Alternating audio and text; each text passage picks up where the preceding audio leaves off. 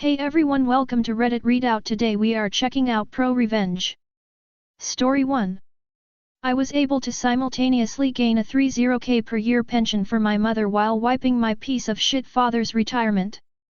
My father is the Canadian Satan. Growing up with him was less than fun, and I can assure you, based on witnessing it, he was a less than fun husband. I'd go on about what a piece of shit my father is, but instead I'll quote a judge: "You're the most despicable human I've ever had in my courtroom," and that's coming from a family court judge. I read this whining endorsement of my dad's personality in the court documents I acquired related to his divorce with my mum. The same place I discovered the fuckery he had engaged in to steal from my mum. It's also where I found the information I needed to get one over on him so severely he's going to disinherit me. This is a bit of a long read, so TLDR at he bottom. A frame of reference about my father is that he's a pathological narcissist and behaves exactly how those people are compelled to act. They aren't generous people, and punching them in the wallet is like a slap shot to the taint from Gretzky. He's kind of like Donkey from Shrek, but also Jospe Stalin, a monstrous jackass. Chapter 1, Hosea 3:8.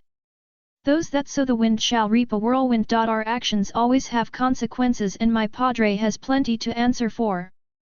My attempts to hold him to account didn't jump to immediate jihad, they started with diplomacy and a therapist.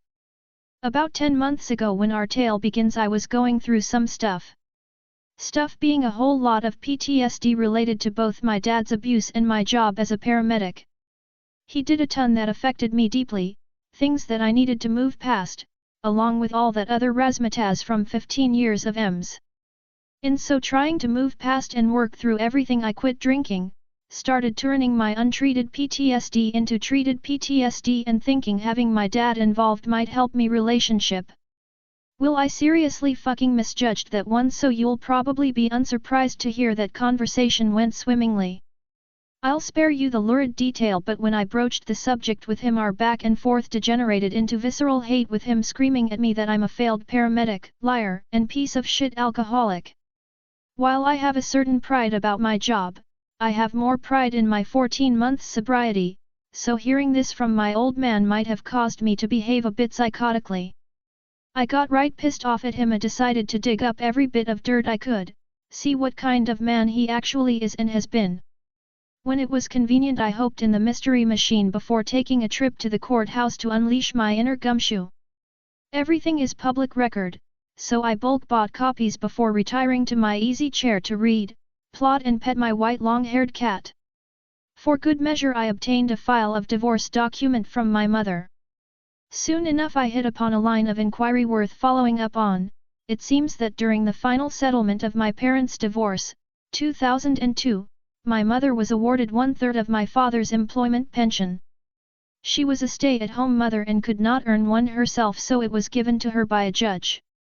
Mighty fucking strange, because my father, as he brags, took a nearly full pension and retired a bit early.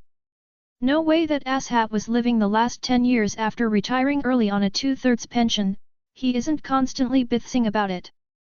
So I asked my mother if she was collecting a pension from his job or had cashed out the value, 100k plus at the time, 20 years ago.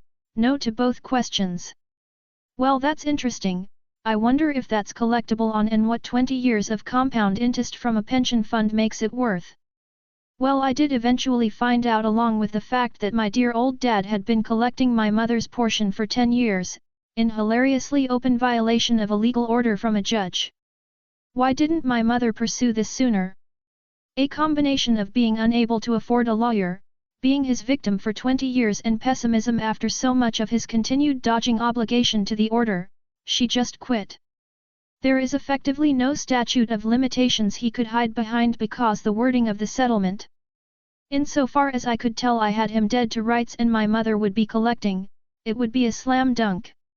I just needed to hire a lawyer to help me, so I set out to find the most unbalanced, bloodthirsty psychotic who passed the bar exam. Chapter 2, ET2 Pension Lady. As it says in the good book, screw unto others as they would screw unto you, so that's what I set out to do. The misanthropic sociopath I hired for legal counsel suggested we send a demand letter to the pension office to try and remedy it before filing what would undoubtedly be an easy win for him. I agreed in spirit and instead phoned up the pension office and got put through to the woman managing my father's file. Well, she was a delight and it was a trivial matter for me to get her to loathe my dad. We talked for 45 minutes and I swear if you'd given me another hour I could have convinced her to suicide bomb his house. In all our conversations about life, families, and relationships we got down to some things of note. Since I could show her correspondence her office had sent to my father, CC'd my mum on, some years ago and ongoing for 5 consecutive years, trying to resolve this matter, which he had ignored, she was more than willing to start the process on remedy immediately. Full cooperation from this lady and her office was a matter of merely providing documentation, and with my lawyer on retainer, this office was beyond asking my father to comply, they complied for him.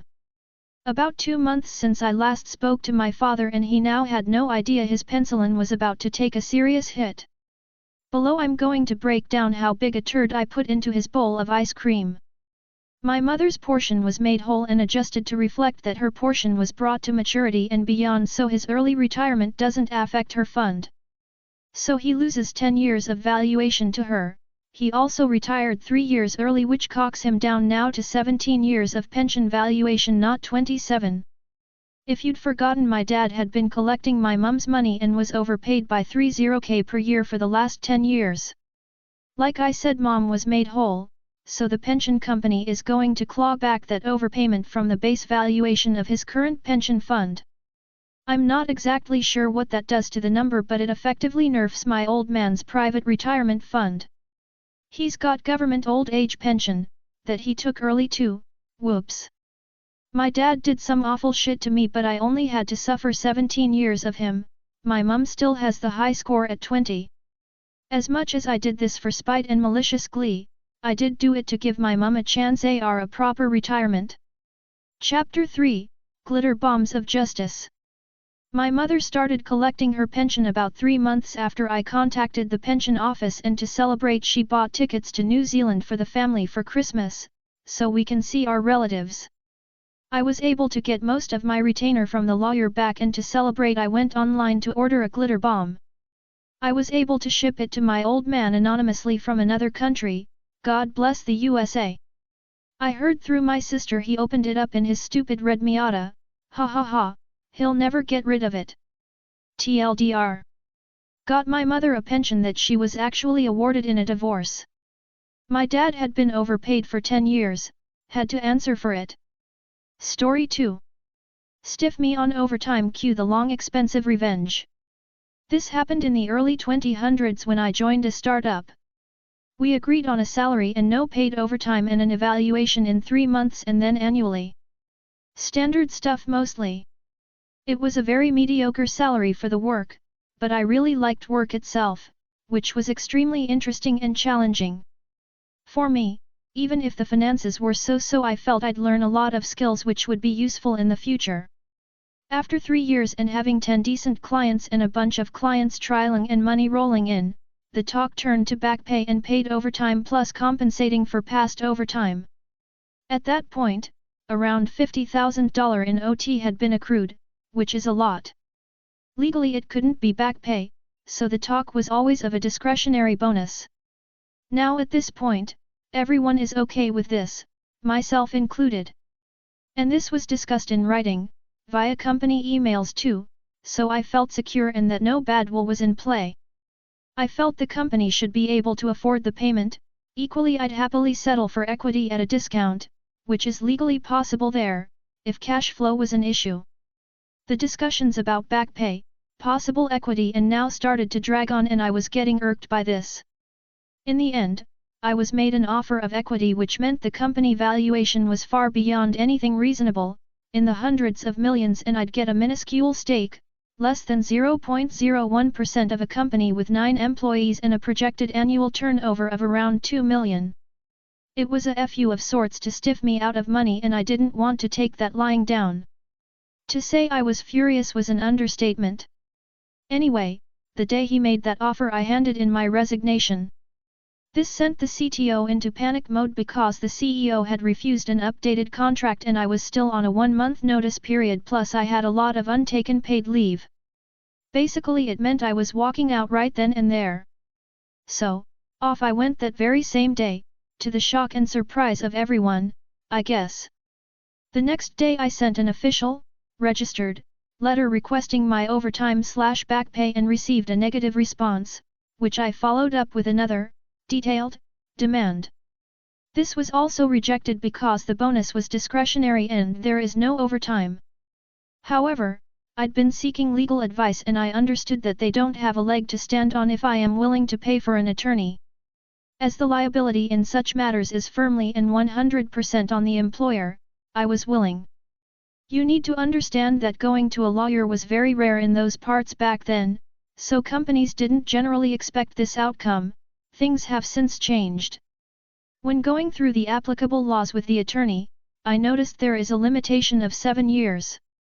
So, while my attorney was laying out what to do in order to get me my money in a little as a few weeks, I just asked him what if we wait until it's 6 years and 11 months after the transgression and then file, demanding interest. I wanted this because the law stated that back pay is due at a 9% APR above the base rate, 3.25% at that time, accrued daily, for every day past the due date. We're looking at 12-12.5% compound daily APR. The risk is that the company folds in that time, but I decided to take that risk. I sent one final letter stating that I expect all the owed and accrued amounts to date to be paid immediately. Of course, nothing happened. For the next few years life rolled on. The company did grow and become a known player in the area. When the time came, I found an attorney and started the case. We had copies of all the communications, copies of the registered letters and responses. The back pay demanded now, including interest, was $112,000. What I didn't know was that in addition to this that there are fixed penalties for each instruction to perform uncompensated overtime. The total demand was something like $135,000.